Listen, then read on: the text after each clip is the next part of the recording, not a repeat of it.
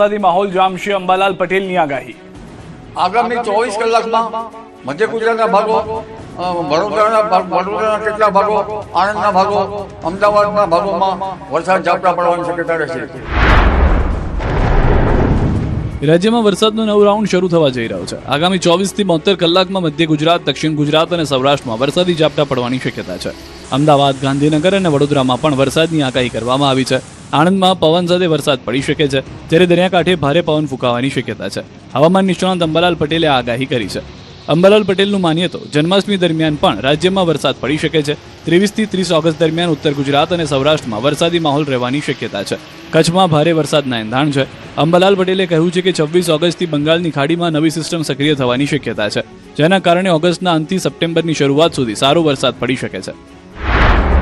26 તારીખની આસપાસ બંગાળનું ઉપસાગર સક્રિય થઈ શકે અને પુનઃ આ માસના અંતથી સપ્ટેમ્બરની શરૂઆતમાં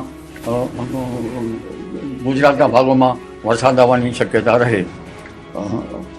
તેમજ તારીખ 7 થી 10માં પણ વરસાદ આવવાની શક્યતા રહે. આ ઉપરાંત 6 થી 10 સપ્ટેમ્બર દરમિયાન રાજ્યના અનેક ભાગોમાં વરસાદી માહોલ રહેશે. 12 સપ્ટેમ્બર બાદ અરબ સાગર અને બંગાળની ખાડી સક્રિય થતા ભારે વરસાદની શક્યતા છે. 27 સપ્ટેમ્બરથી 5 ઓક્ટોબર દરમિયાન ગાજવીજ સાથે વરસાદ પડી શકે છે, જ્યારે 10 ઓક્ટોબરની આસપાસ દરિયામાં નવી સિસ્ટમ બનવાથી ભારે પવન ફૂંકાવાની આગાહી કરવામાં આવી છે. આગામી 7 દિવસ ભારે વરસાદની શક્યતા નહિવત, હવામાન વિભાગની આગાહી. રાજ્યમાં આગામી 7 દિવસ દરમિયાન ભારે વરસાદની શક્યતા નહિવત હોવાનું હવામાન વિભાગે જણાવ્યું છે. હવામાન વિભાગની આગાહી મુજબ રાજ્યમાં સામાન્યથી મધ્યમ વરસાદી માહોલ રહેવાની શક્યતા છે. હાલમાં મોન્સૂન ટ્રફ, લો પ્રેશર અને સાયક્લોનિક સર્ક્યુલેશન સક્રિય છે. આ સિસ્ટમોની અસરથી રાજ્યના કેટલાક વિસ્તારોમાં હળવાથી મધ્યમ વરસાદ પડી શકે છે.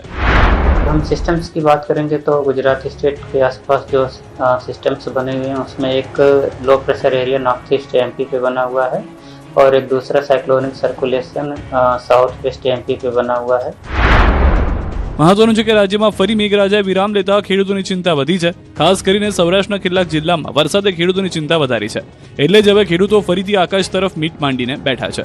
હવામાન વિભાગના આંકડા મુજબ રાજ્યમાં અત્યાર સુધી સામાન્ય કરતાં 4% ઓછો વરસાદ નોંધાયો છે.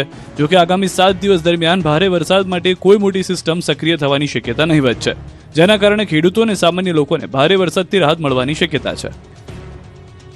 વાવ થરાદના ખેડૂતોને મોટી રાહત, નર્મદાની 5 બ્રાન્ચ કેનાલોમાં છોડાયું પાણી. વાવ થરાદ પંથકના ખેડૂતો માટે રાહતના સમાચાર સામે આવ્યા છે. વરસાદ ખેંચાતા ચોમાસુ પાકને સિંચાઈના પાણીની જરૂરિયાત ઊભી થઈ હતી, જેને પગલે નર્મદાની 5 બ્રાન્ચ કેનાલમાં સિંચાઈ માટે પાણી છોડવામાં આવ્યું છે. માલસણ, ઢીમા સહિતની બ્રાન્ચ કેનાલમાં નર્મદાનું પાણી છોડવામાં આવતા ખેડૂતોને મોટી રાહત મળી છે. વાવ થરાદ પંથકમાં વરસાદ ખેંચાતા ખેડૂતો ચોમાસુ પાકને લઈને ચિંતિત હતા, પરંતુ હવે કેનાલમાં નર્મદાના નીર પહોંચતા પાકને જીવનદાન મળશે. સિંચાઈ માટે પાણી છોડાતા ખેડૂતોમાં ખુશીની લહેર જોવા મળી રહી છે. ખેડૂતોએ સરકાર, સ્થાનિક ધારાસભ્ય તેમજ ગુજરાત વિધાનસભાના અધ્યક્ષ શંકર ચૌધરીનો આભાર માન્યો હતો.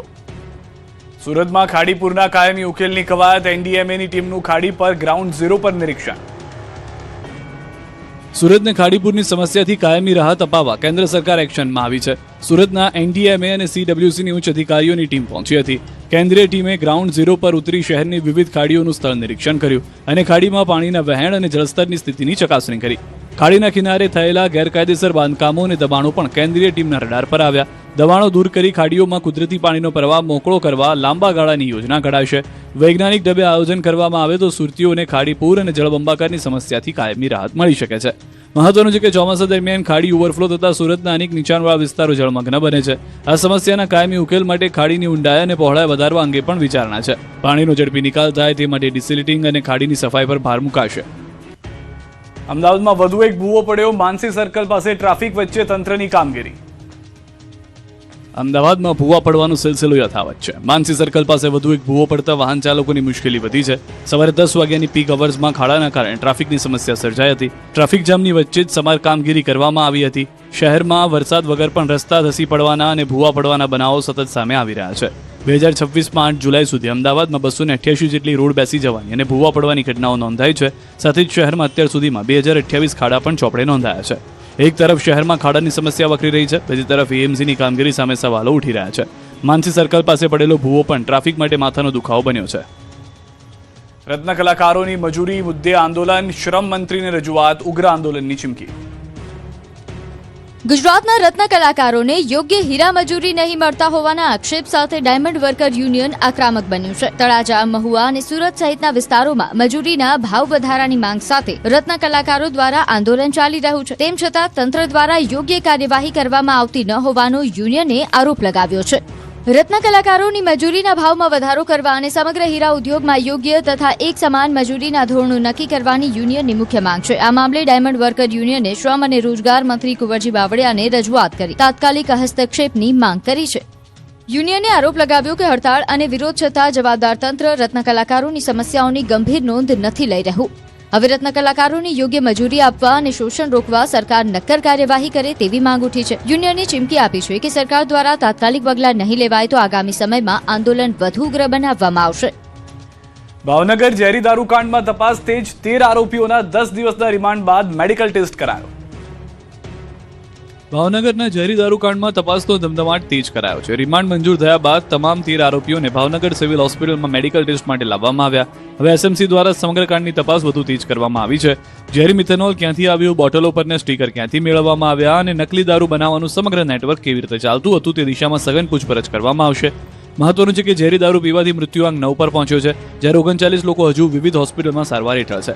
આ મામલે પોલીસે અત્યાર સુધીમાં 13 આરોપીઓની ધરપકડ કરી છે અને તમામ આરોપી 31 ઓગસ્ટ સુધી રિમાન્ડ પર છે. બીજી તરફ ભાવનગરના ઝેરી દારૂકાંડ મામલે હાઈકોર્ટમાં પણ રજૂઆત કરવામાં આવી છે. એડવોકેટ નીતિન ગાંધીએ મુખ્ય ન્યાયાધીશ સમક્ષ સમગ્ર દારૂ સપ્લાય ચેનની ઉચ્ચ સ્તરીય તપાસની માંગ કરી. મૃતકોના પરિવારજનોને વળતર અને તમામ પીડિતોને મફત સારવાર આપવાની માંગ કરવામાં આવી. આ તરફ સુરતમાં સારવાર લઈ રહેલા સંજય ડોડિયાની સ્થિતિ પણ અત્યંત ગંભીર છે. તબીબોના જણાવ્યા મુજબ સંજય ડોડિયા બ્રેઇન ડેડ છે અને વેન્ટિલેટરના સહારે તેમના શરીરના ઓર્ગન કાર્યરત છે. પરિવારજનોને આ અંગે જાણ કરવામાં આવી છે. પરિવારની સંમતિ બાદ જ વેન્ટિલેટર હટાવવામાં આવશે. ભાવનગરમાં ઝેરી દારૂકાંડ મામલે કૃષિ મંત્રી જીતુ વાઘાણીએ સિવિલ હોસ્પિટલ પહોંચ્યા અને સારવાર લઈ રહેલા દર્દીઓની મુલાકાત લીધી. દર્દીઓના પરિવારજનો સાથે વાતચીત કરી અને ઝડપથી સ્વસ્થ થવાની પ્રાર્થના કરી. મંત્રીએ હોસ્પિટલના અધિકારીઓને દર્દીઓની સારવાર અંગે કડક સૂચનાઓ આપી છે. જરૂર પડે તો દર્દીઓને અમદાવાદની હોસ્પિટલમાં શિફ્ટ કરવાની પણ સૂચના અપાઈ છે. ભાવનગર લઠ્ઠાકાંડ બાદ સરકાર એક્શનમાં. જીતુ વાઘાણીનો અધિકારીઓ સાથે બેઠકનો દોર. કોંગ્રેસે દારૂકાંડ મુદ્દે ઉઠાવ્યા વિરોધ. ભાવનગરના ઝેરી દારૂકાંડ બાદ હવે તંત્રમાં બેઠકોનો ધમધમાટ શરૂ થયો છે. મંત્રી જીતુ વાઘાણી ભાવનગર પહોંચ્યા છે અને અધિકારીઓ સાથે મહત્વની બેઠક યોજી. બેઠકમાં સિવિલ હોસ્પિટલના સુપ્રિન્ટેન્ડન્ટ, રેન્જ આઈજી, પોલીસ